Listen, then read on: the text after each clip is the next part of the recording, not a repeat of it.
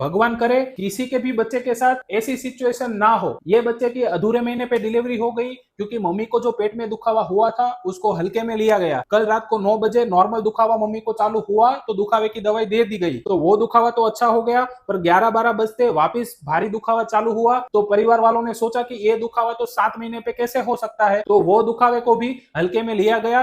3 बजते बजते मम्मी को इतना भारी दुखावा हुआ कि बच्चे की डिलीवरी उधर ही हो गई। क्योंकि बच्चा सिर्फ 900 ग्राम का ही था तो जन्म के तुरंत बाद अच्छे से सांस नहीं ले पाया, रो नहीं पाया। वो दौड़ते हुए हमारे पास लेके आए, हमने बच्चे को सेटल किया। अभी बच्चे को वेंटिलेटर पे रखा है, पर जब जन्म हुआ बच्चे का तब से इधर लेके आए। उसके बीच में जो बच्चे को मगज का इंजरी हुआ है उसकी वजह से बच्चे को आगे भारी कंसिक्वेंसेस भी फेस करने पड़ सकते हैं। तो प्लीज पेरेंट्स, मेरी आपसे हम्बल रिक्वेस्ट है, कोई भी अगर प्रेग्नेंट मदर है उसको दुखावा होता है या फिर कोई भी प्रॉब्लम होती है तो अपने गायनेकोलॉजिस्ट से जरूर कंसल्ट करें। ऐसी दुविधा में ना रहे कि सिर्फ ये नॉर्मल दुखावा होगा या फिर ये नॉर्मल कंडीशन होगी, क्योंकि एक भूल बच्चे की जिंदगी पे बहुत ही भारी पड़ सकती है। तो प्लीज आप ये वीडियो हर किसी के साथ शेयर करें ताकि हम पूरे इंडिया में अवेयरनेस फैला सके। Thank you so much.